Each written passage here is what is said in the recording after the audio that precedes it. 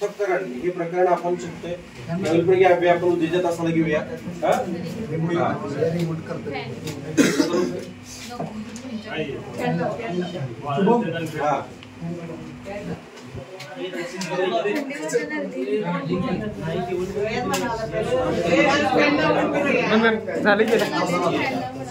आता झालं बोलणं बंद झालं. आता लक्ष द्या.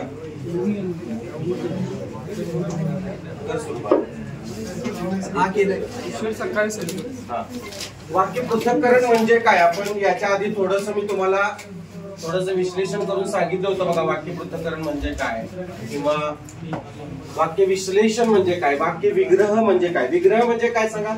विग्रह म्हणजे फोड करायची. म्हणजे एखादं मोठं वाक्य असते त्याचं थोडं थोडं काय करायचं, विश्लेषण करायचं. थोडं थोडं त्याला विभागायचं, फोडायचं आणि मग त्या प्रत्येक शब्दाचं स्थान काय करायचं, व्याकरण दृष्ट्या सांगायचं. त्याला वाक्य पृथक्करण असं म्हणतात बघा. म्हणजे वाक्यातील शब्दांचा परस्पर संबंध स्पष्ट करणे किंवा उलगडणे म्हणजे वाक्य पृथक्करण. आता ही औपचारिक व्याख्या आहे बघा. कशी व्याख्या आहे, औपचारिक व्याख्या आहे. म्हणजे व्याकरणिक दृष्ट्या योग्य व्याख्या. तुम्हाला परीक्षेला विचारले जाईल की वाक्यातील शब्दांचा परस्पर संबंध स्पष्ट करणे किंवा उलगडणे म्हणजे काय. शब्दांचा परस्पर संबंध उलगडणे, परस्पर संबंध स्पष्ट करणे म्हणजे काय, तर वाक्य पृथक्करण. लक्षात घ्या. मी सांगितले तुम्हाला वाक्य पृथक्करण विभक्ती, प्रयोग आणि समास या 4-5 प्रकरणावर व्याख्या ज्या आहेत, म्हणजे त्यांच्या ज्या व्याख्या आहेत त्या परीक्षेला जास्त करून विचारतात. आणि पृथक्करण म्हणजे काय, वाक्यातील घटक वेगळे करून सांगायचे. आणि मग बाकीच्या व्याख्या वगैरे सगळं आपण त्याच्यामध्ये दिलेले आहेत. या काही गरजेच्या नाही तुम्हाला. इथं दिलेलं बघा वाक्य पृथक आणि करण असं दिलेलं आहे. वाक्य पृथक्करण हा शुद्ध शब्द कसा आहे बघा. वाक्य पृथक्करण का शुद्ध शब्द आहे तसा तो वाक्य हा शब्द जो आहे तो आपल्याला शुद्ध शब्द कसा आहे हे माहिती आहे, बरोबर का. वाक्य शब्द असाच येणार ना, का वेगळा येईल नाही. आता पृथक्करण म्हणलेलं आहे. काही लोक थ ला थ लिहितात तर ते थ ला थ येत नाही. तर कसं आहे, पृथक असा आहे बघा शब्द. इथं आहे बघा पृथक अधिक करण असं जर घेतलं तर काय होईल बघा, क ला काय येणार, पृथक. पृथक म्हणजे वेगळे किंवा सुटे आणि करण म्हणजे करणे, सुटे करणे. आलं का लक्षात. म्हणजे पृथक थ ला थ येणार नाही तर कसं येणार, नुसतं थ येणार आणि क ला क येणार. लक्षात. पृथक्करण वाक्य पृथक्करण. लक्षात. आपला जोर थ वर होतो पण थ वर जरी जोर होत असला तरी थ ला थ द्यायचं नाही, क ला कच द्यायचं. वाक्य पृथक्करण. लक्षात ठेवा हा शुद्ध शब्द आहे. याच्या आधी मी तुम्हाला तृतीय रूप संधीमध्ये काहीतरी सांगितलं होतं बघा. प्रथम रूप की तृतीय रूप मध्ये त्याच्यामध्ये टिपेमध्ये सांगितलं होतं बघा. ते पृथक्करण, धिक्कार, त्यानंतर असे महत्व, सत्व, तत्व असं घेतलं होतं बघा आपण ते शब्द. वाक्यात वाक्य पृथक्करणालाच वाक्य विश्लेषण, वाक्य परिच्छेद म्हणलेलं आहे बघा. तसेच वाक्य विग्रह ही तिन्ही नावं लक्षात ठेवा. वाक्य विश्लेषण म्हणजे वाक्य विश्लेषण म्हणजे विश्लेषण करून सांगायचं. वाक्य परिच्छेद म्हणतात त्याला. आणि वाक्य विग्रह, विग्रह म्हणजे फोड करणे. लक्षात. हे लक्षात राहील, हे लक्षात राहील पण हे लक्षात राहणार नाही. वाक्य परिच्छेद म्हणजे काय तर लक्षात घ्या, शब्दांचा परस्पर संबंध स्पष्ट करणे किंवा उलगडणे म्हणजेच वाक्य परिच्छेद. लक्षात. हा. आता मराठीत प्रथम वाक्य पृथक्करणाची जी संकल्पना आहे किंवा आवश्यकता जी आहे ती गोपाळ गणेश आगरकरांनी आपल्या वाक्यमीमांसा आणि वाक्य पृथक्करण या ग्रंथात केलेली आहे. हा ग्रंथ तेवढा लक्षात ठेवायला पाहिजे तुम्हाला. मराठीमध्ये 4-5 ग्रंथ आहेत. ते 4-5 ग्रंथावर प्रश्न विचारले जातात मराठीचे. तुम्हाला माहिती आहे 1805 साली the grammar of Maratha language कोण, इलियन कॅरीने लिहिलेला. त्यानंतर 1836 ला 1805 त्यानंतर 1836 चं पुस्तक, त्यानंतर कुठलं 1911 चं पुस्तक, त्यानंतर 1951 चं पुस्तक. कुठला 1951 चं पुस्तक आणि हे 1888 चं बघा. याच्या आधी 1888 हा वाक्य. 1951 चं कुठलं आहे, अरविंद मंगरुळकरांचं मराठी भाषेचा पुनर्विचार. महादेव सबनीसांचं पण पुस्तक आहे 1949 काहीतरी आहे बघा. महादेव सबनीसांचं काहीतरी दिले बघा. याच्यात मला थोडंसं हे होतंय. तर मपा सबनीसांचं कुठलं आहे, मराठी भाषेचे उच्चतर व्याकरण. बरोबर का, तुम्हाला लिहून दिलेलं आहे बघा. मराठी भाषेचे उच्चतर व्याकरण आणि मराठी भाषेचा पुनर्विचार हा अरविंद मंगरुळकरांचा. मराठी भाषेचा पुनर्विचार. लक्षात येते का लक्षात. मराठी भाषेचा पुनर्वापर किंवा पुनर्विचार आणि मराठी भाषेचे उच्चतर व्याकरण. हे मराठी भाषेचे उच्चतर व्याकरण कोणी लिहिलं, उच्च व्याकरण कोणी लिहिलं, महादेवाला लिहिलं. मपा सबनीस, महादेव पांडुरंग सबनीस. लक्षात ठेवा, महादेव हा उच्च आहे, देवादिदेव आहे, म्हणून त्याने काय केलं, उच्च व्याकरण लिहिलं, असं लक्षात ठेवा. 1805 William carry the grammar of Maratha language. 1836 ला कोण, दादोबांचं कोणतं, याचं सेम ट्रान्सलेशन मराठी भाषेचे व्याकरण. 1911 ला कोणी पुस्तक लिहिलं, 1911 ला कोणी लिहिलंय, वहीत बघून कोण कसा केला, हळूच बघते बघा, इथं काय कॉपी करायला. मोके दामले आणि कुठलं पुस्तक, कुणी पुस्तक लिहिलं. आता हे 1805 साली, लक्षात घ्या, 1805 सालीचं जे पुस्तक आहे ते 1805 सालीचं पुस्तक, मला सांगा ते इतकंच काय नव्हतं, व्याकरण दृष्ट्या शुद्ध नव्हतं किंवा व्याकरण दृष्ट्या व्यापक नव्हतं. लक्षात घ्या, 1805 सालचं. त्याला जे सुचलं, त्याला जे वाटलं ते त्यानं विल्यम कॅरीनं लिहिलं. आणि तेच काम आपल्या दादोबांनी काय केलं, ऍज इट इज करायचं काम केलं. म्हणजे जसंच्या तसं लिहून ठेवायचं काम. म्हणजे तिथं नाव नाही, इथं त्यांनी नाम केलं, एवढंच केलं, बाकी काय नाही. प्रोनाउन इकडे सर्वनाम, म्हणजे सेम टू सेम भाषांतर करायचं काम केलं. कोणी, दादोबांनी 1836 साली. महाराष्ट्र भाषेचे व्याकरण the grammar of Maratha language. Same आहे की नाही, काय वेगळं आहे, सेम आहे. इथं मात्र तसं नाही. मोरो केशव दामल्यांना काय वाटलं की हे या पुस्तकामध्ये बऱ्याचशा चुका आहेत, म्हणजे दादोबांच्या पुस्तकामध्ये बऱ्याचशा चुका होत्या. मग मोरा वाळंबी मोरो केशव दामले, मोरो केशव दामले, मोके दामले, लक्षात ठेवा, मोके दामले, एमके दामले, मोके दामले यांनी शास्त्रोक्त पद्धतीने म्हणजे शास्त्रीय मराठी व्याकरण लिहिण्याचं काम केलं. लक्षात ठेवा. आता आपण घर कसंही बांधलं, कसंही पिलर उभा केलं, म्हणजे त्यानं प्रशिक्षण घेतलं नसतं गौंड्यानं, काही केलं काही, आणि थोड्या दिवसांनी पडलं, असं होते बघा. म्हणजे तशी ही पडझड आहे या दोन्ही पुस्तकामध्ये. पण याने तसं केलं नाही. यांनी बरोबर काय केलं, सिमेंट व्यवस्थित, वाळू, वसाळ्या है ना, जे व्यवस्थित बांधलं. 1000 वर्षी माझी बिल्डिंग टिकणार. म्हणजे तसं जवळपास हजारो पानांचा आहे, 1000+ पानांचा ग्रंथ आहे हा मोके दामलेचा शास्त्रीय मराठी व्याकरण. 80 पानं आहेत फक्त विभक्तीला. विभक्ती प्रकरण 80 पानामध्ये लिहिलेलं आहे. मग किती मोठं आणि कसं लिहिलं असेल विस्तृत बघा. आणि हे काही छोटी छोटी पुस्तक आहेत बघा. मराठी भाषेचा पुनर्विचार किंवा मराठी भाषेचे उच्चतर व्याकरण, ही छोटी छोटी पुस्तक आहेत. कोणाची, हे महादेव सबनीसांचा आणि हे अरविंद मंगरुळकरांचं. लक्षात ठेवा, मराठी भाषेचा पुनर्विचार राहील लक्षात. ही 4 पुस्तकं, 1 2 3 4, ही 5 पुस्तक. आणि हे एक पुस्तक लक्षात ठेवा, कुठलं, वाक्यमीमांसा. वाक्यमीमांसा किंवा वाक्य पृथक्करण कोणी लिहिलंय, कोणी लिहिलंय, गोपाळ गणेश आगरकरांनी. लक्षात घ्या, 1888 साली, एवढं लक्षात ठेवा. आणखी एक 1836 ला पुस्तक आहे, तेही नाव सेमच आहे, मराठी भाषेचे व्याकरण किंवा महाराष्ट्र भाषेचे व्याकरण, गंगाधर शास्त्री फडके. कोण, गंगाधर शास्त्री फडके यांनी लिहिलेला आहे.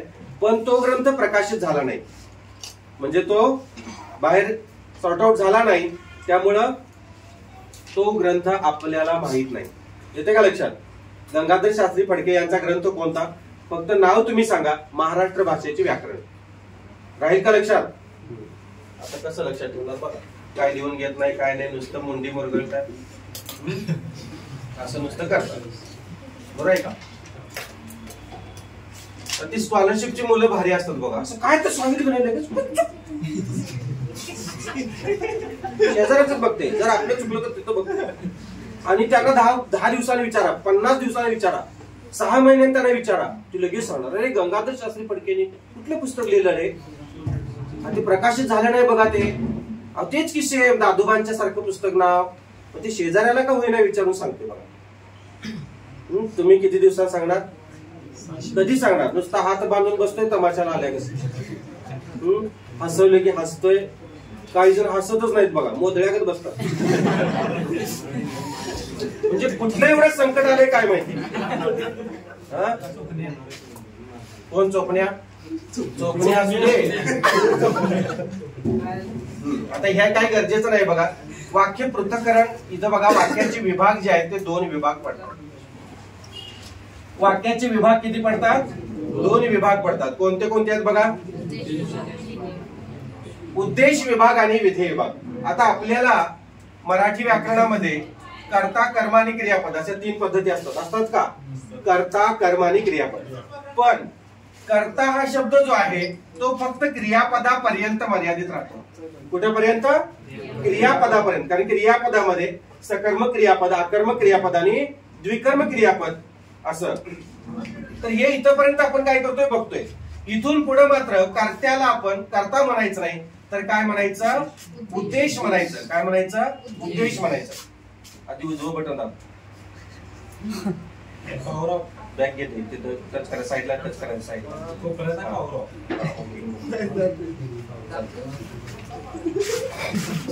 बघा पुन्हा सांगतो बघा. कर्ता, कर्म आणि क्रियापद ह्या संकल्पना आपण कुठपर्यंत बघतोय? क्रियापद या प्रकरणापर्यंत बघतोय.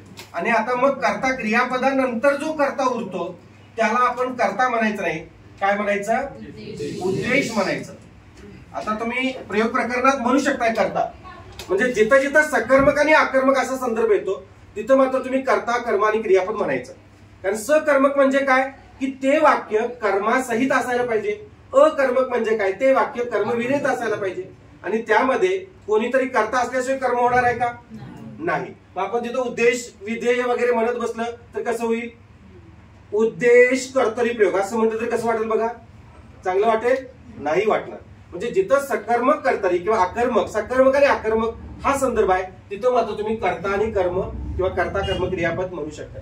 पण जिथं हा उद्देशच नाही, काही संबंध नाही, तिथं मात्र काय करायचं आहे? आपल्याला कर्ता म्हणजे उद्देश वापरायचा. लक्षात. आता वाक्य पृथक्करणामध्ये कर्त्याला कर्ता म्हणायचं नाही, कर्त्याला उद्देश म्हणायचं. आणि क्रियापदाला आपण काय म्हणायचं आहे? विधेय. उदेय कुठला? विधेय म्हणायचं आहे. विधेय. काय म्हणायचं आहे? विधेय. गावातल्यासारखं करायचं नाही. रमेशचं रम्या, प्रमोदचं पम्या, तसं विधेयचं विधोळ. काय म्हणतात तो? उदय. हा. तर विधेय लक्षात ठेवा. आता यामध्ये बघा वाक्य पृथक्करण करायचं असेल तर इथं दोन टप्पे पडतात, दोन भाग पडतात. वाक्याचे दोन भाग, उद्देश विभाग आणि विधेय विभाग. या उद्देश विभागामध्ये कोण कोण येते बघा? उद्देश विभागामध्ये एकतर उद्देश म्हणजे कर्ता येणार आणि कर्त्याचा विस्तार येणार. काय येणार? एकतर कर्ता आणि कर्त्याचा विस्तार. आता हे सोपं आहे बघा, फक्त ही नावच अवघड आहेत. कर्ता आणि कर्त्याचा विस्तार करायचं म्हणजे नेमके काय करायचं? आता या वाक्यामध्ये किंवा या प्रकारामध्ये पहिल्या कर्ता शोधून काढायचं, एवढंच काम करायचं आहे. काय करायचं आहे? कर्ता शोधून काढायचा आहे. आणि इथं कर्त्याचा विस्तार करायचा. आधी कर्ता कसा शोधून काढतो सांगा आपण? कर्ता कसा शोधतो? क्रियापदातील मूळ धातू काढतो, त्याला नारा नारी नारे प्रत्यय लावतो आणि कोण असा प्रश्न विचारतो. येणारं उत्तर आपल्या वाक्याचं काय असतो? कर्ता. काही वाक्य मी सांगतो त्यातले कर्ते सांगा तुम्ही. आई स्वयंपाक करते, आई. बाबा पत्र वाचतात, बाबा. मुले अभ्यास करतात, आजी गावाला गेली, गुरुजी अध्यापन करतात, नदी सागरास भेटते. काय झालं? भेटणारी कोण? का सागर सागराला भेटते? असं का? नदी सागरास भेटते, भेटणारी नदी. येते का लक्षात? वैभव पास झाला, वैभव. होणारा कोण? राजाला मुकुट शोभतो. काही जण राजाला म्हणले बघा. राजाला म्हणला मी तुम्हाला दावणीला ती ना. राजाला मुकुट शोभतो. शोभणारा राजा आहे का शोभणारा मुकुट आहे? शोभणारा मुकुट. गुलमोहर मोहक दिसतो. मोहक. दिसणारा कोण? वाला न वाल मोठं. गुलमोहर मोहक दिसतो. मग असे राजाला मुकुट दिसतो, मुकुट मध्ये दिसला म्हणून मुकुट करता झालं. राजाला म्हणायचं नाही म्हटलं तर मुकुट म्हणताय नाही. मी गुलमोहर मोहक दिसतोय, मधलंच घेऊन टाकलं मोहक. म्हणजे तुम्ही सांग काम्याने ओनाने आहे ना. पुढचा पडला पाण्यात की आपण पण पडायचं, अशी परिस्थिती आहे ना तुमची. तसं नाही करायचं, लक्षात ठेवा. तुम्ही काय मेंढरा आहे? मुंगी आहे का तुम्ही? हा. आता सांगा मला, शरदाच्या चांदण्यात गुलमोहर मोहक दिसतो. आता शरदाच्या चांदण्यात मध्ये गुलमोहरच आहे ना. शरदाच्या चांदण्यात आत स्थळ आलं, ते स्थळ करता होते? कधीच होत नाही. लक्षात ठेवा. दिसणारा कोण? गुलमोहर. लक्षात. आजीला साडी शोभते. हा. शोभणारी कोण? साडी. आता हाच प्रश्न जो आहे तो सारखा परीक्षेला येतो आणि गौरीला साडी शोभते असा येतो बघा. गौरीला साडी शोभते. शोभणारी कोण? का गौरी? साडी. येते लक्षात? म्हणजे कर्ता शोधायला समजलं तुम्हाला? हा, म्हणजे वाक्यामध्ये कर्ता शोधायचा आहे म्हणजेच काय करायचं? उद्देश शोधायचा. एखादं वाक्य आलं, त्या वाक्यामध्ये कर्ता शोधायचं आणि त्याच्या खाली काय लिहायचं? उद्देश लिहायचं. संपला विषय. गुलमोहर मोहक दिसतो, दिसणारा गुलमोहर. मग गुलमोहरच्या खाली तुम्ही काय करणार? काय लिहिणार? उद्देश लिहायचं. संपला विषय. म्हणजे तुम्हाला उद्देश ओळखा म्हटलं की फक्त गुलमोहर हे तुमचं उत्तर यायला पाहिजे, मोहक यायला नाही पाहिजे. मोहक हा शब्द काय येतो रे? गुलमोहर मोहक दिसतो. याचं उत्तर काय येते सांगा? मोहक या शब्दाचा हे काय स्थान काय येतं? दिसतो हे काय? मग इथं काय लिहिणार? क्रियापद लिहिणार का? विधेय लिहिणार. आता क्रियापदाला आता विधेय म्हणायचं. मग या शब्दाचं स्थान काय? हे सकर्मक आहे का? वाक्य सकर्मक आहे का? नाही, वाक्य आकर्मक आहे. मग कर्म लिहिणार का इथं? नाही. म्हणजे इथं काय लिहिणार? पूरक लिहायचं. पूरक. हा, विधेय पूरक म्हणायचं. नुसतं पूरक म्हणा. विधेय म्हणजे काय? क्रियापद. हा क्रियापदाला मदत करण्यासाठी आलेला आहे की नाही? पूरक म्हणजे तुम्ही पुरवणी घेता बघा परीक्षेत, आहे ना, 10वी 12वीला. ती मूळ पुरवणी संपली की तुम्ही सर सप्लिमेंट द्या, पुरवणी द्या. तर हा पुरवणी शब्द आहे. पूरक आहे, लक्षात घ्या. पूरकाचं काम करतो, कॉम्प्लिमेंटरी काम करतो, सप्लिमेंटरीचं काम करतो. येतंय लक्षात? हा. मग ते विधेय विस्तार, विधेय पूरक वगैरे आपण नंतर पाहूया. आता उद्देश विस्तार बघा, समजून घ्या फक्त. इथं हे सोपं आहे, हे बघायची सुद्धा गरज नाही. प्रकरण पूर्ण एवढ्यात फक्त तुम्हाला समजून येते, एवढ्यात. आता कर्ता शोधायचं समजलं. आता उद्देश विस्तार कसा समजायचा बघा. उद्देश विस्ताराच्या वेळेला काय करायचं? आपण जो कर्ता काढलेला आहे कर्ता, हा, त्या कर्त्याविषयी माहिती सांगणारे शब्द कर्त्याच्या आधी यायला पाहिजेत. काय म्हणतोय मी? कर्त्याविषयी माहिती सांगणारे शब्द जर कर्त्याच्या आधी आले आणि अशा शब्दाने शक्यतो म्हणलेला आहे. शक्यतो या शब्दाचा अर्थ काय? शक्यतो म्हणजे 100% का? नाही. शक्यतो म्हणजे 99% धरूया आपण. किती? 100% नाही. शक्यतो कोणते प्रत्यय लागायला पाहिजेत? चा, जी, चे, च्या. चाची चेच्या प्रत्यय लावायचं. किंवा झा, झी, झे, झा. चाची चेच्या म्हणजेच काय? झा, झी, झे, झा. चाची चेच्या म्हणजे झाजी चेच्या. लक्षात घ्या. कधी कर्ता सोडून कर्त्याच्या आधी जे शब्द येतात त्या शब्दांना जेव्हा चाचीचेच्या प्रत्यय लागतात किंवा झाजीचेच्या प्रत्यय लागतात ते शब्द म्हणजे तुमचा काय असतो? उद्देश विस्तार असतो. आता याची व्याख्या सांगतो. कर्त्याविषयी माहिती सांगणारे शब्द जर कर्त्याच्या आधी किंवा कर्त्याच्या पूर्वी आले आणि अशा शब्दाने शक्यतो चाचीचेच्या किंवा झाजीचेच्या प्रत्यय लागले तर त्याला उद्देश विस्तार असं म्हणायचं. काय सांगा, काय म्हटलं मी? कर्त्याविषयी माहिती सांगणारे शब्द जर कर्त्यापूर्वी आले आणि अशा शब्दाने शक्यतो चाचीचेच्या, शक्यतो म्हणले सगळ्याच वाक्यांमध्ये चाचीचेच्या लागणार नाही. काही न चाचीचेच्या असणारे सुद्धा शब्द असू शकतात. चाचीचेच्या किंवा झाजीचेच्या प्रत्यय लागले तर ते उद्देश विस्तारात लिहायचे. आता मी काही वाक्य सांगतो, त्यातला उद्देश विस्तार सांगा. आमचा रमेश काल शाळेच्या बागेत खेळताना पडला. आमचा हे काय झालं? उद्देश झाला का उद्देश विस्तार? आता हे डायरेक्ट तुम्ही सांगितलं हे कळालं म्हणून, पण डायरेक्ट शोधायला जायचं नाही. तुम्ही पहिल्यांदा कर्ता शोधायचा, पहिल्यांदा उद्देश शोधायचा. उद्देश कोण? आमचा रमेश काल शाळेतल्या बागेत खेळताना पडला. रमेश हा काय? उद्देश आहे, कर्ता आहे. आणि कर्त्याविषयी माहिती सांगणारे शब्द जर कर्त्यापूर्वी आले अशा शब्दाने शक्यतो चाचीचेच्या झाजीचेच्या प्रत्यय लागले तर त्यांना काय म्हणायचं? उद्देश विस्तार म्हणायचं. झाडाचा पेरू धपकन पडला. पडणारा कोण? पेरू हा उद्देश आहे. आणि पेरूविषयी माहिती सांगणारे शब्द झाडाचा, झाडाचा उद्देश विस्तार. किती सोपं आहे बघा. आता बघा, अभ्यास, नियमित अभ्यास करणारे विद्यार्थी पास होतात. उद्देश विस्तार सांगा. नियमित अभ्यास करणारे विद्यार्थी पास होतात. पहिल्यांदा काय शोधायचं? उद्देश शोधायचा. उद्देश शोधा. विद्यार्थी, विद्यार्थ्याविषयी माहिती सांगणारे शब्द, कर्त्याविषयी माहिती सांगणारे शब्द कर्त्यापूर्वी आले तर ते उद्देश विस्तारात लिहायचे. लिहा. नियमित अभ्यास करणार सगळे येणार त्याच्यात. चाचीचेच्या लागले का? नाही, म्हणून शक्यतो म्हणलेलं आहे. नाहीतर डायरेक्ट मी म्हणलं असतो अशा शब्दांना चाचीचेच्या झाजीचेच्या प्रत्यय लागतात. मग स्वप्न म्हणायचे यात कुठं आहे? कुठं यात? आता काय करायचं? दोन्ही आता त्यापेक्षा शक्यतो म्हणलेला आहे. ते लक्षात. हा, पुढे बघा. आता हे समजलं तुम्हाला कर्ता कसा शोधायचा आणि उद्देश विस्तार कसा शोधायचा. उद्देश आणि उद्देश विस्तार समजलं, एवढं दोनच आहे याच्यामध्ये. उद्देश भागामध्ये लक्षात घ्या, उद्देश भाग म्हणजे हे दोन भाग येतात याच्यामध्ये. याच्यामध्ये कर्म येणार नाही, कर्त्यामध्ये कर्म येते, कर्त्यामध्ये कर्माचा विस्तार येणार आहे, फक्त कर्त्याचा भाग सांगायचा आहे. येते का लक्षात? याच्यामध्ये तुम्हाला कर्ता कर्म वगैरे कर्म विस्तार वगैरे असं काही येणार नाहीये बघा. याला काय म्हणतात दुसरं नाव बघा, उद्देशांग, म्हणजे उद्देशाचं अंग. इथं दोन अंग आहेत, वाक्याचे दोन अंग आहेत. एक अंग आहे ते उद्देशांग आहे, दुसरा अंग विधेय अंग आहे. म्हणजे दोन भाग पाडले ना, येते का लक्षात? आता कर्म आणि कर्म विस्तार ते विधेय भागात का टाकला असेल? कारण कर्म जो असतो तो कर्त्याला मदत करण्यासाठी आलेला असतो का क्रियापदाला? क्रियापदाला. म्हणजे कर्म हा सुद्धा एक प्रकारचा कॉम्प्लिमेंटरी शब्द आहे. लक्षात घ्या, कर्म हा सुद्धा एक पूरकच शब्द असतो, विधानाला तो पूर्ण करण्यासाठी आलेला असतो.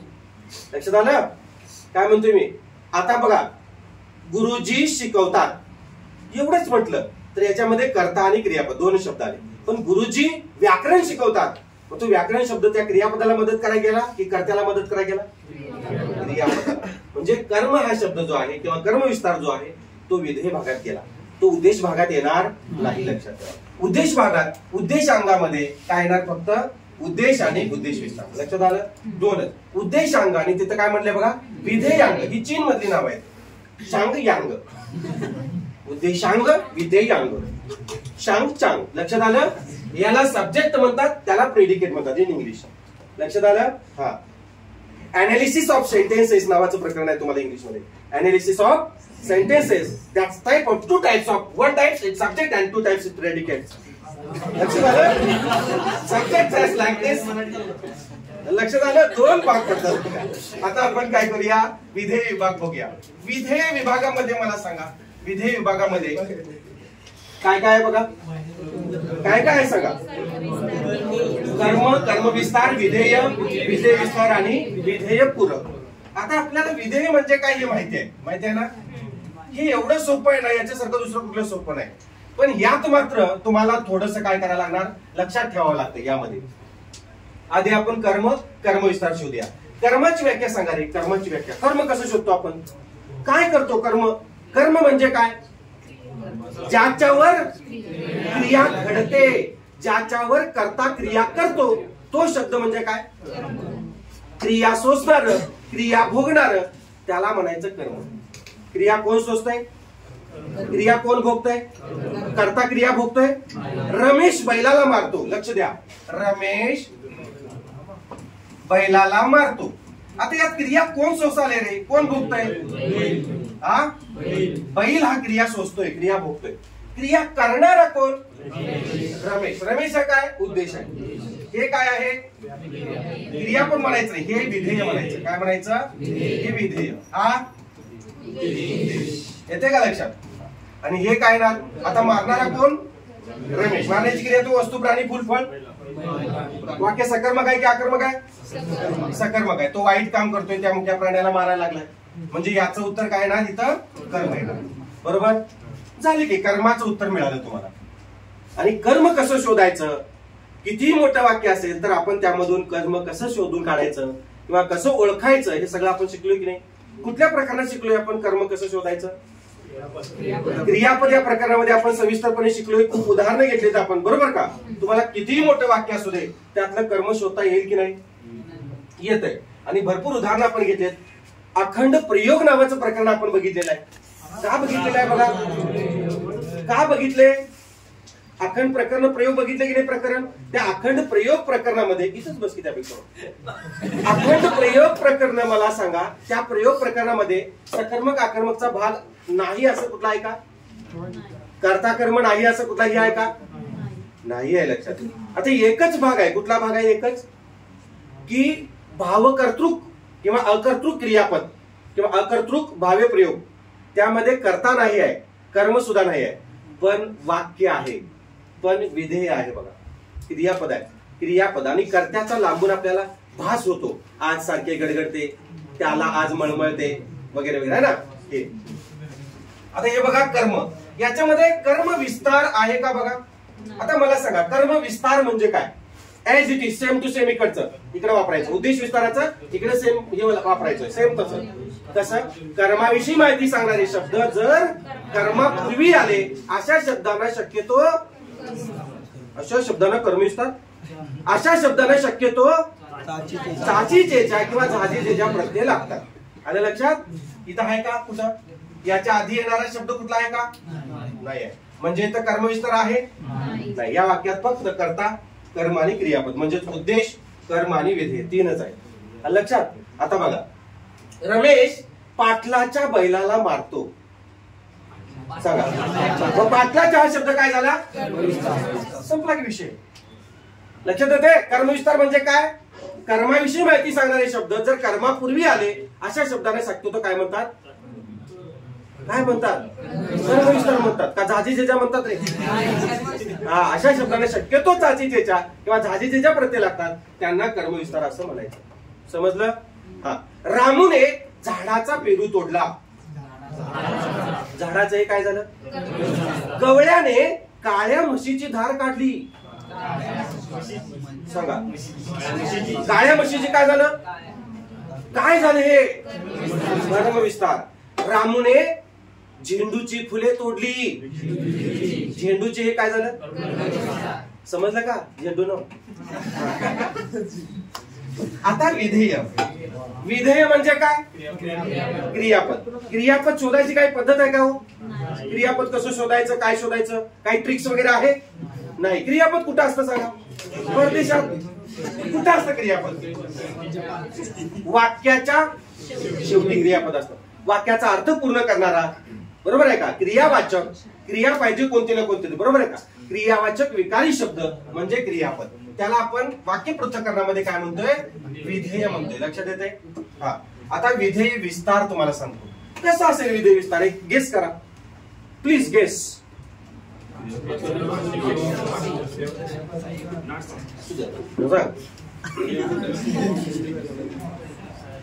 सांगा पटकन कसा असणार आहे ते? हा. विधेय विस्तार कसा असेल?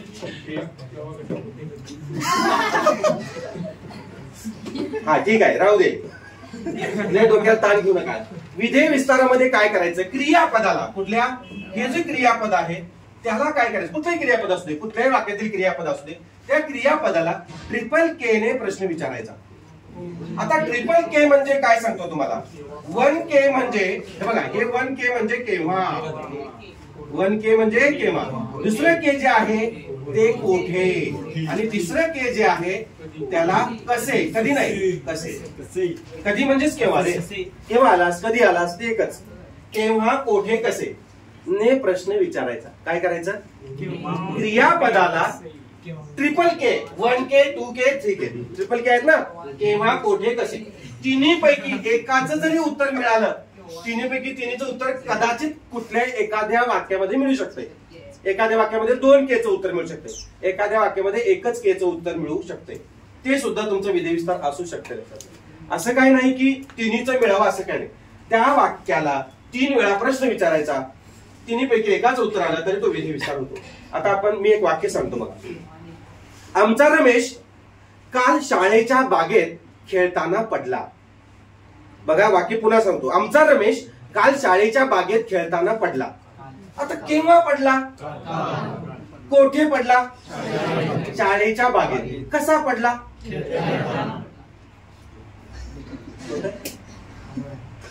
धपकन पडला, बुदुक्यान पडला, असं काय का? नाही. आता बघा, पांडुरंग पाटलाचा पांढरा बैल पंचगंगेच्या 5व्या पायरीवरून पाय घसरून पडला. लय मोठं सांगितलं मला. बरं ठीक आहे, ते राहू दे. दुसरं वाक्य सांगतो. सातपुडा परिसरात होळीच्या 8 दिवस आधी भोंगऱ्या बाजार भरतो. आधी पहिल्यांदा कर्ता शोधून काढा. सातपुडा परिसरात होळीच्या 8 दिवस आधी भोंगऱ्या बाजार भरतो. भरणारा कोण? भोंगऱ्या बाजार हा काय झाला? कर्ता. ठीक आहे. आता आपण क्रियापद शोधूया. क्रियापद भरतो, बरोबर आहे. त्याला ट्रिपल के ने प्रश्न विचारा. चला, कोठे, केव्हा भरतो? सातपुडा परिसरात होळीच्या 8 दिवस आधी, काय 8 दिवस आधी भोंगऱ्या बाजार भरतो. केव्हा भरतो? होळीच्या 8 दिवस आधी. कोठे भरतो? सातपुडा परिसरात. कसा भरतो? इल्ला. बस की दोन्हीच उत्तर मिळाले की नाही. हा, आमच्या शेजारची मनीषा तिच्या मैत्रिणीच्या घरात खूप छान नृत्य करते. आमच्या शेजारची मनीषा तिच्या मैत्रिणीच्या घरात खूप छान डान्स करते. सांगा.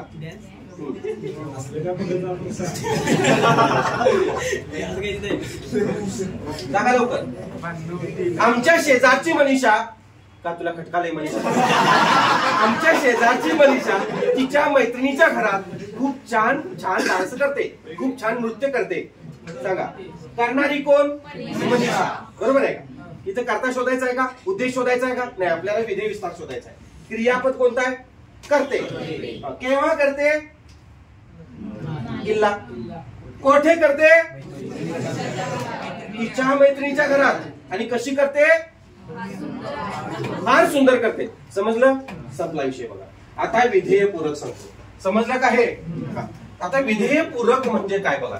सांगा बघू, विधेय पूरक म्हणजे काय? काय असणार आहे विधेय पूरकामध्ये? काय असणार सांगा. क्रियापदाविषयी जी माहिती सांगतात किंवा अधिक माहिती सांगणारे शब्द क्रियापदापूर्वी येतात आणि ती क्रियापदाला मदत करतात, पण वाक्यात कर्म नसतो, त्या शब्दाला काय म्हणायचं? विधेय पूरक म्हणायचं. आता व्याकरणामध्ये याचे 3 टप्पे केलेले आहेत. कर्मपूरक, विधीपूरक आणि आधारपूरक असे 3 भाग पडलेले आहेत. काय काय पडले सांगा. कर्मपूरक म्हणजे याचे 3 टप्पे केलेले आहेत. कर्मपूरक नावाचं एक केलेलं आहे कर्मपूरक. दुसरा आहे तो विधीपूरक म्हणून केलेला आहे, विधीपूरक. आणि तिसरा आहे आधारपूरक. कुठला आहे? आधारपूरक. असे 3 भाग केले जाते. कर्मपूरक म्हणजे काय बघा. वाक्यातील कर्मालाच कर्मपूरक असे म्हणायचे. काय म्हणतोय मी? वाक्यातील कर्माला. कारण कर्म हा जो शब्द आहे कर्ता आणि क्रियापद यांच्या मध्ये येतो आणि तो विधानाला काय करतो? पूर्णत्व आणण्याचं काम करतो. पूरक म्हणजे पूर्णत्व. लक्षात घ्या. म्हणून कर्मालाच काय म्हटलेलं आहे? वाक्य पृथक्करणामध्ये कर्मपूरक असे म्हटलेलं आहे. आता विधीपूरक म्हणजे काय नाही. विधी या शब्दाचा अर्थ काय? आधी की नंतर? मी शिकवले तुम्हाला. विधी विशेषण, आधी विशेषण, नंतर येणारे. विधी म्हणजे काय? नंतर येणारा शब्द. लक्षात. विधी म्हणजे लक्षात ठेवा, जर तुम्हाला विधी या शब्दाचा अर्थ कळत नसेल तर लक्षात ठेवा, आपण प्रातःविधी करतो की नाही? प्रातःविधी कधी करतो? झोपून उठल्यानंतर. प्रात म्हणजे सकाळी, विधी आता ते पण माहित नाही प्रातःविधी म्हणजे काय, म्हणून दाखवलं. प्रातःविधी कधी करतो? झोपून उठल्यानंतर. लक्षात आलं? म्हणजे विधी म्हणजे काय? विधीचे बरेचसे अर्थ आहेत. विधी म्हणजे कायदा, विधी म्हणजे कर्तव्य आहे ना. विधी लिखित आहे असं म्हणतात बघा. विधी म्हणजे कायदा, विधी म्हणजे कर्तव्य, शक्यता, योग्यता, इच्छा, तर्क, हे सगळे अर्थ आहेत विधीचे. आणि विधी इथं आपण घ्यायचा आहे नंतर. म्हणजेच काय? लक्ष द्या. कर्त्यानंतर येणारे शब्द, कर्त्यानंतर येणारा पण कर्म नसणारा शब्द म्हणजे काय? विधीपूरक. काय म्हणतोय मी? कर्त्याच्या आधी आला की तो विधीपूरक होईल का? नाही. नंतर म्हणजे नाही. कोणानंतर? कर्त्यानंतर म्हणलेला आहे. कर्त्यानंतर. कर्त्यानंतर येणारा पण कर्म नसणारा शब्द म्हणजे काय रे? विधीपूरक. कधी कधी हा विधीपूरक जो असतो कधी कधी वाक्याच्या आधी सुद्धा येऊ शकतो. असं काही नाही. आता बघा, राजाला मुकुट शोभतो.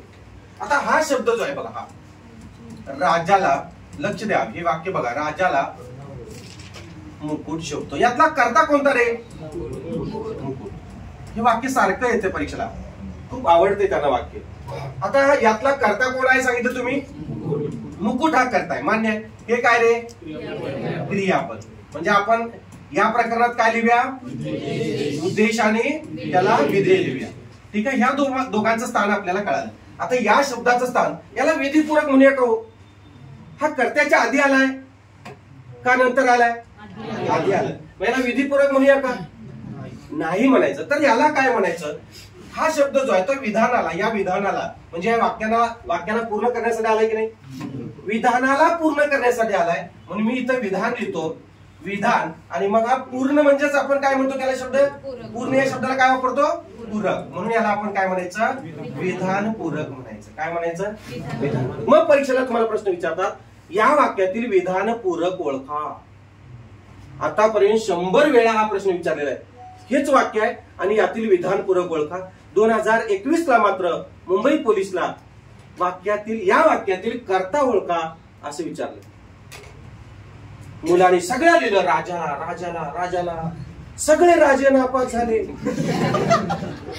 है ना. आणि आपल्याकडे होते ते सगळे किंग झाले. कारण मी सांगितलं होतं की या वेळेला बाळानं तुम्हाला फसवलं जाईल. या वेळेला तुम्हाला उद्देश विचारतील, विधानपूरक विचारणार नाहीत. या वेळेला तुम्हाला कर्ता विचारतील. आणि एक विद्यार्थी 3 दिवस आधी माझ्या क्लासला येऊन बसला होता. 3ऱ्या दिवशी त्याची परीक्षा होती आणि ते गेलं आणि त्याला हे प्रश्न आला. चटक्यात लिहिलं, कर्ता लिहिलं, मुकुट. बरोबर आलं की गेले की वर्दी घालून. हे की नाही मज्जा बघा. हा, लोकांना डोळ्याला नुसतं दिसतंय, डोळ्यात नुसतं आठवलंय सगळं विधानपूरक विधानपूरक. आणि त्यांनी काय केलं, काय विचारलं, त्यांनी कर्ता विचारला, कर्ता ओळखा विचारलं. सगळ्या मुलांनी लिहिलं राजाला राजाला राजाला. आणि ते गौरीला साडी शोभते हे एक त्यांना लय आवडते बघा. एक वाक्य, फेमस वाक्य, ठरलेले वाक्य आहे. तुम्ही बघा आता वेगवेगळ्या विभागात तुम्ही परीक्षा बसणार, तुम्ही मला व्हॉट्सअप करणार, सर तुम्ही सांगितलेलं वाक्य आलं बघा, हे बघा तुम्ही आलं बघा सांगितलेलं. आणखी एक सांगतो, कुठलं, गुलमोहर. हे एक वाक्य बघा. ही 3 वाक्य ठेवल्यासारखे आहेत. कुठली, ही 3 वाक्य बघा. तुम्ही मला व्हॉट्सअप करा नंतर. परीक्षा झाली ना तुमची, मुख्य परीक्षा. आता मुंबईला वगैरे कोणी असतील तर त्यांनी मला मेसेज करा, येते का नाही बघा. हे वाक्य हमखास येते, हमखास वाक्य येतात. आणि फक्त काय करतात, रचना तीच आहे बाळांनी. व्याकरण इज डेड मटेरियल. व्याकरण हे मृत ज्ञान आहे, यात कोणीही बदल करू शकत नाही. मग प्रश्न विचारायचा, हाच प्रश्न, हेच वाक्य, यात काहीच बदल करत नाहीत, फक्त प्रश्नामध्ये बदल करतात. गेल्या वेळेला जर विधानपूरक विचारला असेल तर या वेळेला तुम्हाला कर्ता विचारतील. काय म्हणतोय मी, एवढेच करतात, बाकी काय करत नाहीत. किंवा इथं मग प्रश्न बदलतील. खालील 4 वाक्यांपैकी किंवा पुढील वाक्यांपैकी विधानपूरक असणारं वाक्य ओळखा. अशी 4 वाक्य देतील. राजाला मुकुट शोभतो, आई स्वयंपाक करते, गुरुजी अध्यापन करतात, आजी गावाला गेली, असं काहीतरी वाक्य 4 देतील. याच्या का लक्षात. किंवा याच्यावर आधारित प्रश्न विचारतील. यामध्ये चतुर्थी विभक्तीमध्ये असणारं विधानपूरक कोणतं, चतुर्थी विभक्तीमध्ये असणारं विधानपूरक कोणतं. किंवा दुसरा प्रश्न असेल, यातील विधानपूरकाला लागलेला प्रत्यय जो आहे तो कोणत्या विभक्तीचा आहे. द्वितीय, चतुर्थी, तृतीय, पंचमी, चतुर्थी. येतं लक्षात. किंवा मग असा प्रश्न विचारतील की यातील कर्ता कोणत्या विभक्तीत आहे. यातील कर्ता कोणत्या विभक्तीत आहे, कर्त्याला प्रत्यय लागलाय का, म्हणजे यातील कर्ता कोणता आहे, प्रथमा विभक्ती. येतं लक्षात. हा, आता इकडे वळूया आपण. विधिपूरक आणि विधानपूरक यातला फरक कळाला बाळांनो, कळाला. विधिपूरक म्हणजे काय, कर्म नसेल, कर्म नसणारा शब्द कर्त्यानंतर आला की त्याला काय म्हणायचं. आता बघा, हत्ती, हत्ती हळूहळू चालतो किंवा हळू चालतो, किंवा कासव घ्या, काही घ्या, हत्ती हळू चालतो. आता बघा, चालणारा कोण सांगा, चालणारा कोण, हत्ती. हत्या काय, करताय, बरोबर. आता यातलं विधानपूरक कोणतं का विधिपूरक सांगायचं. आता हळू हा शब्द काय बघा, कर्त्यानंतर आलाय. मला म्हणूया का कर्त्याचा विस्तार नाही. कर्त्याचा विस्तार कधी असतो, कर्त्याच्या आधी. लक्षात. हा, म्हणजे हा काय झाला, विधिपूरक. लक्षात आलं. मला पपई आवडते, हे वाक्य आहे. मला पपई आवडते. सांगा, इथं एक पुस्तक बघा. मला सांगा, मला पपई आवडते.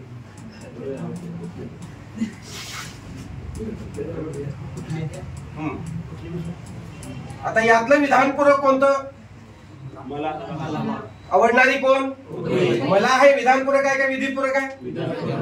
हा, आता बघा लक्ष द्या. मला देव पावला. सांगा, मला देव पावला. पावणारा कोण, देव हा करताय. मग मला हे विधिपूरक आहे, हा विधानपूरक. म्हणजे येते लक्षात, कर्त्यानंतरच यायला पाहिजे.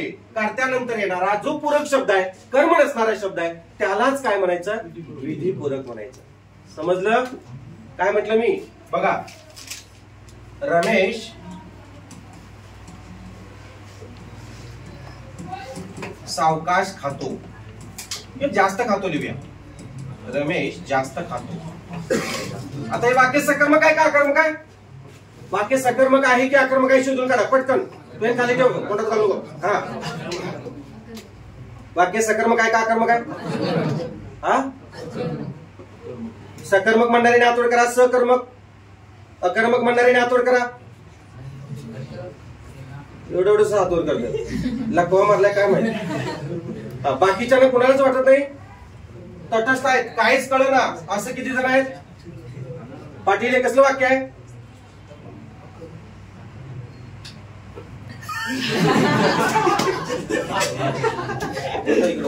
कोणतं वाक्य आहे पाटील? हे वाक्य सकर्मक आहे की आकर्मक आहे? पहिल्या बेंचवर बसायचं उद्यापासून तू. प्रतीक सांग. हा काय माहित? सकर्मक. सकर्मक. शुभम अकर्मक. ती म्हणतात म्हणून. अरे तुझ्या चेहऱ्यावरच दिसतोय तुला कळत नाही ते. लक्ष दे, लक्ष दे. खाणारा कोण? रमेश हा करताय बघा. एवढं जीव तोडून सांगून काय उपयोग आहे? खाणारा कोण? रमेश. आता रमेश नाही याच्यावर क्रिया केली का रे? कर्म म्हणजे काय शुभम? करता ज्याच्यावर क्रिया करतो. मग ते वस्तू, प्राणी, फूल, फळ काहीतरी पाहिजे की नाही? मग आता तू काहीतरी कामच केलं नाहीस तर लोक म्हणतील हे बिनकामी आहे. तू काहीतरी काम केलंस, मग ते चांगलं असू दे वाईट असू दे. तू एखाद्याला दगड मारून आलास घरात पडून, घरातले काय म्हणतात? एक नंबर काम केलं म्हणतात की नाही? मग सांगा, म्हणजे कामही वाईट किंवा चांगले असतात. चांगले, आता खादीचं काम इथं समजा काहीतरी असतं, रमेश मटण खातो तर ते सकर्मक झालं. खाणारा कोण? रमेश. खाण्याची क्रिया मटण. तू काहीतरी करतो ना, वस्तू, प्राणी, फुल, फळ. करताना केलेली क्रिया वस्तू. इथं वस्तू आहे, प्राणी आहे, फुल आहे, फळ आहे. मग जास्त हे कर्म आहे नाही. मग एवढं कळायला पाहिजे हे काय क्रियापद आहे. मग हा शब्द काय? पूरक आहे, कर्म नाही. हे वाक्य सकर्म की अकर्मक? अकर्मक. म्हणजे काय? मग एवढं जरी म्हणायला असतात सर कर्म नाही आत तरी चांगलं असतं. कर्मच नाही रे. आता समजलं? हा. आता हे आणखी एक वाक्य देतो बघा. शुभम करोति कल्याणम. शुभम अंडी विकतो. सांगा वाक्य सकर्मक आहे की आकर्मक आहे? आता तू सांग. शुभम सकर्मक. कर्त्याने केलेली क्रिया कोणावर घडते? वस्तू, प्राणी, फुल, फळ. शुभमने कर्त्याला ने प्रत्येला वाक्य भूतकाळी करा. चला. शुभमने अंडी विकली. चांगलं वाक्य आहे की नाही? कर्त्याला ने प्रत्येला वाक्य भूतकाळी झालं. आपल्याला हसू नाही आलं की ते वाक्य कसं असते? सकर्मक असते. शुभमने अंडी विकली असं होते? असं होत नाही. शुभमने अंडी विकली योग्य वाक्य होते की नाही? म्हणजे वाक्य कसं आहे? शुभम सकर्मक आहे. बघा आणखी एक मी वाक्य तोंडी सांगतो. तोंडी सांगू एक वाक्य. त्यांचा मुलगा काल फुटबॉलच्या सामन्यात चांगला खेळला. वाक्य सकर्मक आहे की आकर्मक आहे सांगायचं? त्यांचा मुलगा काल फुटबॉलच्या सामन्यात चांगला खेळला. सकर्मक आहे? ठीक आहे. अकर्मक आहे? त्यांचा मुलगा काल क्रिकेटच्या सामन्यात चांगला खेळला. सांगा काय रे केसो बाराजी? हा मोठ्या सांग. अकर्मक शुभम म्हणतोय. आता काय करूया सांगा तुम्ही? शुभमचं बरोबर तर गावाचं बरोबर? पाटील डोळा मारू सांग. सकर्मक काय करायचं आता सांगा? कशी अपेक्षा ठेवायची मॅडम मी? सर सकर्मक आणि तुम्ही अकर्मक. आमचा रमेश काय म्हटलं मी? सॉरी, त्यांचा मुलगा काल क्रिकेटच्या सामन्यात चांगला खेळला असं म्हटलेलं आहे. बघा त्यांचा मुलगा हे काय काय करता कोण आहे? मुलगा. त्यांचा हे उद्देश विस्तार आहे. मान्य आहे? हा. आता यात कर्म कोणावर केलं त्याने? काल क्रिकेटच्या सामन्यात चांगला खेळला. सामन्यात आत स्थळ आलं. चांगला हे विशेषण आहे. क्रिकेटच्या म्हटलेलं आहे. मग हे कर्म होतंय? क्रिकेटच्या सामन्यात चांगला क्रिकेट खेळला असं आहे का? म्हणजे तिथं कर्मच नाही. वाक्य अकर्मक आहे. कसं आहे शुभम? वाक्य अकर्मक आहे. कसं आहे प्रतीक? वाक्य अकर्मक आहे. त्यात कर्मच नाही आहे. त्यांचा मुलगा काल क्रिकेटच्या सामन्यात चांगला खेळला. काल क्रिकेटच्या सामन्यात क्रिकेट चांगला खेळला असं पाहिजे तर ते सकर्मक आलं. हे वाक्य परीक्षेला आलंय. त्यांचा मुलगा काल फुटबॉलच्या सामन्यात चांगला खेळला. मी फक्त तिथे क्रिकेट घातले. आलं लक्षात? आणि 100% मुलं फसलेत. 100% म्हणतोय मी, 100% मुलं फसलेली आहेत. तुम्ही फसणार? तुम्ही फसला तर माझे विद्यार्थी नव्हे, लक्षात ठेवा. त्याला मग म्हणायचं तुम्ही अपवाद म्हणायचं माझ्या विद्यार्थ्यांना. आता हे झालं विधीपूरक. समजलं तुम्हाला? कर्त्यानंतर येणारा कर्म नसणारा शब्द. बरोबर. आता बघा, त्यांचा मुलगा काल क्रिकेटच्या सामन्यात चांगला खेळला. आता यात कर्म विस्तार आहे. कर्मपूरक होईल का हो? कर्मच नाही तर कर्मपूरक कसं होणार? कर्माचा विस्तार तरी कसा होणार? होईल? कर्मच नाही म्हणतात. आता मग कर्त्यानंतर येणारे जे सगळे शब्द, जे पूरक शब्द आहेत ते इथे लिहून टाकायचे. एवढं सोपं आहे. समजा तुम्हाला विधेय विस्तार विचारलं तर मग ट्रिपल के ने प्रश्न विचारायचा. त्यांचा मुलगा काल क्रिकेटच्या सामन्यात चांगला खेळला. केव्हा खेळला? काल क्रिकेटच्या सामन्यात. काल खेळला. काल कोठे खेळला? क्रिकेटच्या सामन्यात. आणि कसा खेळला? उत्तर आलं. ट्रिपल के ने प्रश्न विचारला. विधेय विस्तार. आणि विधेय कोणता आहे? विधेय कोणता आहे? येते लक्षात? आता हे बघा, आधारपूरक. आधारपूरक म्हणजे काय तुम्हाला सांगतो. आधार, आता मी या वस्तूला टेबलाचा आधार घेऊन ठेवलेला आहे. तर वर खाली वगैरे वर असे जे शब्द येतात सप्तमी विभक्तीचे, त्याला म्हणायचं आधारपूरक. रमेशने टेबलावर ग्लास ठेवला. याचा आधारपूरक शब्द कोणता? टेबलावर. त्याने वहीवर नाव कोरले. वहीवर. त्याने हातावर नाव कोरले. हातावर. एवढं सोपं आहे. बोला, समजलं? समजलं का? किंवा भेटीचा वगैरे उद्देश असेल तरी सुद्धा ते काय होते? आधारपूरकच होते. नदी सागराला भेटते. सागराला भेटीचा संबंध आला तर ते सुद्धा आधारपूरक होते. एवढं सोपं आहे. काय झालं? एवढं सोपं हे प्रकरण आहे. काय बघितलं पण या प्रकरणामध्ये? पहिल्यांदा कर्ता शोधून काढला. कर्त्याचा विस्तार बघितला. कर्त्याचा विस्तार म्हणजे काय सांगा? कर्त्याविषयी माहिती सांगणारे शब्द जर कर्त्याच्या आधी आले तर ते कर्त्याच्या विस्तारात लिहायचं, म्हणजेच उद्देश विस्तारात लिहायचे. समजलं? एवढंच आहे. कर्त्यानंतर येणारे शब्द उद्देश विस्तारात घ्यायचे नाही. कर्म कधी लिहितो आपण? जर त्या वाक्यामध्ये कर्म असेल. आता काही वाक्यांमध्ये बाळांनो 2 कर्मे येतात. बघा, 2 कर्मे येतात. एखादं असं द्विकर्म वाक्य सांगा रे. तुमच्या मनाचं वाक्य सांगा. द्विकर्म वाक्य सांगा. चला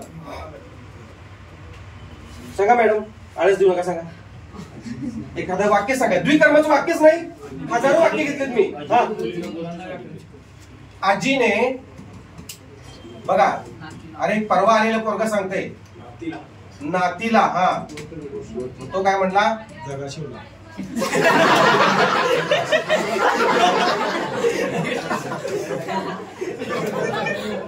त्याचा अर्ध वाक्य घेतलं, याचा अर्थ. याला माहित वाटलं नको. उगाच सगळ्यात फुटफुटून बसवतो. लक्ष द्या. आता काही वेळेला द्विकर्म वाक्य आहे. लक्ष द्या. द्विकर्म वाक्य आहे. प्रत्यक्ष आजीनं काय शिवला? झगा शिवला. एक कर्म आहे, प्रत्यक्ष कर्म आहे. बरोबर. इनडायरेक्ट कोणाला शिवला? हातीला. म्हणजे हे एक कर्म आहे. बरोबर. यातलं प्रत्यक्ष कर्म कोणतं रे? यातलं प्रत्यक्ष कर्म कोणतं? झगा. झगा हे प्रत्यक्ष आहे. आणि इनडायरेक्ट अप्रत्यक्ष कोणतं आहे? येते लक्षात? आपण आता कर्म शोधायचं आहे. कर्म. जेव्हा द्विकर्म वाक्य असतात तेव्हा तुम्हाला कर्म शोधा म्हणतात, तेव्हा कोणतं कर्म शोधणार तुम्ही? उत्तर तुमचं काय आहे? प्रत्यक्ष. म्हणजे प्रमुख जे कर्म आहे त्या प्रमुख कर्माचे तुम्ही काय करायचे?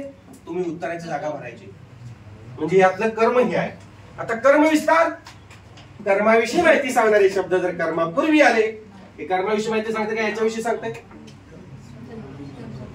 कर्माविषयी माहिती सांगते का याच्याविषयी सांगते की याच्याविषयी सांगते? कर्माविषयी. म्हणजे हे प्रत्यक्ष कर्म आहे, हे पण कर्म आहे. कर्माविषयी झालं ना, दोन्ही एकच आहेत, एकाच नात्यातले आहेत. म्हणजे हा कर्मविस्तार झाला. कर्मविस्तार कसा? कर्माविषयी माहिती सांगणारे शब्द कर्मापूर्वी आले अशा शब्दांना शक्यतो चाचीजेच्या झाजीजेच्या प्रत्यय लागतात, लागलेलं नाही. हे काय येणार? कर्म विस्तार येणार. येत्या लक्षात? किंवा मग जर कर्म विस्तार नसेल पर्याय तर मग काय लिहायचं इथं? विधानपूरक लिहायचं. उत्तर काय द्यायचं रे? विधीपूरक म्हणायचं नाही, इथं विधानपूरक म्हणा. जर विधानपूरक नसेल तर विधीपूरक लिहा. विधीपूरक म्हणजे काय? कर्त्यानंतर येणारा पण कर्म नसणारा शब्द आहे, त्यामुळे विधीपूरक लिहायचं नाही. तर काय लिहायचं इथं? विधानपूरक लिहायचं. उत्तर काय येणार? विधानपूरक. म्हणजे अप्रत्यक्ष कर्माला काय म्हणतात? विधानपूरक म्हणतात. आणि प्रत्यक्ष कर्माला काय म्हणतात?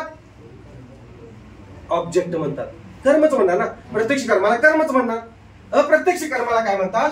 विधानपूरक. समजलं? हा. आता क्रियापद कसं शोधायचे हे शिकवलंय तुम्हाला मी. विधेय विस्तार कसा शिकवलाय? काय विधेय विस्तार मध्ये काय करायचं?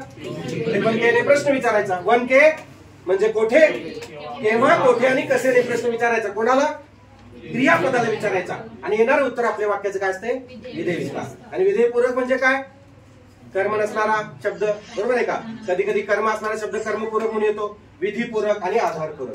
समजलं? आता प्रत्यक्ष आपण काय करूया हे प्रकरण बघूया. डायरेक्ट नुसती उदाहरणं बघायची आहेत. हा उद्देश विभाग आहे. मी सगळी व्याख्या वगैरे सगळं सांगितलेलं आहे. डायरेक्ट उदाहरणं बघूया. बघा, आई स्वयंपाक करते. करणारी कोण? आई. आई हा मूळ उद्देश आहे. मान्य? बघा, आई हे नाम आहे. आता हे नाम मी काय लिहिले? हे एमपीएससी आहे, तुमच्यासाठी नाही आहे. म्हणजे एमपीएससी मध्ये नाम वाक्य ओळखा, विशेषण वाक्य ओळखा वगैरे याच्यामध्ये पण हे आहे. तर हे आई हे नाम आहे. कधी कधी कर्ता जो आहे तो कर्ता सर्वनाम सुद्धा असू शकतो बाळांनो. बरोबर आहे ना? कर्ता नाम असू शकतो, कर्ता सर्वनाम असू शकतो की नाही? आई स्वयंपाक करते, इथं ते स्वयंपाक करतात घ्या, ते सर्वनाम आहे.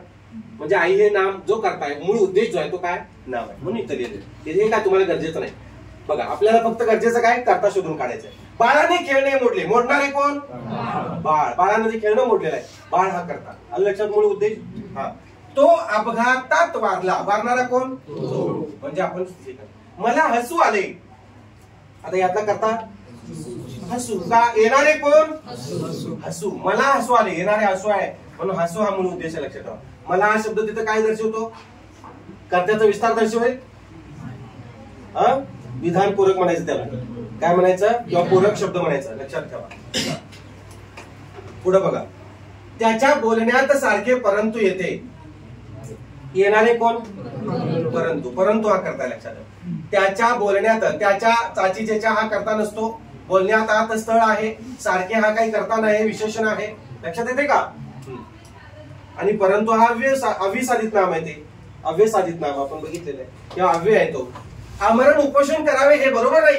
हे बरोबर नसलेले काय? काय बरोबर नाही? आमरण उपोषण करावे हे बरे नाही. म्हणजे बरे नसलेले काय? काय नसावे? तर उपोषण. उपोषण हा काय आला? मूळ उद्देश आला. लक्षात ठेवा. हे वाक्य थोडं लक्षात ठेवा. आमरण उपोषण करावे हे बरे नाही. त्यातलं उपोषण हा करताय म्हणजेच उद्देश आहे. राहील लक्षात? आता आपल्याला उद्देश विस्तार शोधायचा. बघा, हा उद्देश विस्तार. उद्देश विस्तार कसा शोधतो आपण? कसा शोधतो? कर्त्याविषयी माहिती सांगणारे शब्द जर कर्त्यापूर्वी आले अशा शब्दांना शक्यतो चाचीचेच्या झाजीचेच्या प्रत्यय लागतात. चला, भारतीय राज्यघटनेचे शिल्पकार डॉक्टर बाबासाहेब आंबेडकर हे असामान्य व्यक्तिमत्व होते. डॉक्टरचं हे राहिलेलं चंद्र लिहायचा. बघा, भारतीय राज्यघटनेचे शिल्पकार डॉक्टर बाबासाहेब आंबेडकर हे असामान्य व्यक्तिमत्व होते. यातलं काय ना? इथं पहिली वेळांटी येते. माफ करा, दुसरी चुकून पडलेली आहे. असा का पडतं? मूळ उद्देश शोधून काढा. काय येणार? डॉक्टर बाबासाहेब आंबेडकर. हे काय झालं? मूळ उद्देश झाला आंबेडकर. लक्षात आलं? आता उद्देश विस्तार शोधायचा आहे. कर्त्याविषयी माहिती सांगणारे शब्द जर कर्त्यापूर्वी आले अशा शब्दांना शक्यतो चाचीचेच्या झाजीचेच्या प्रत्यय लागतात. सांगा. भारतीय राज्यघटनेचे शिल्पकार. म्हणजे हे इथपर्यंत तुमचं काय आलं? समजलं? पुढं, गावाच्या हिताचा प्रश्न सभेत मांडला गेला. आता पहिल्यांदा कर्ता शोधायचा, मूळ उद्देश शोधायचा आहे. म्हणजे मूळ कर्ता शोधायचा आहे. मांडला गेलेला कोण? म्हणजे प्रश्न. हे तुमचं उत्तर इथं आलं बघा, प्रश्न.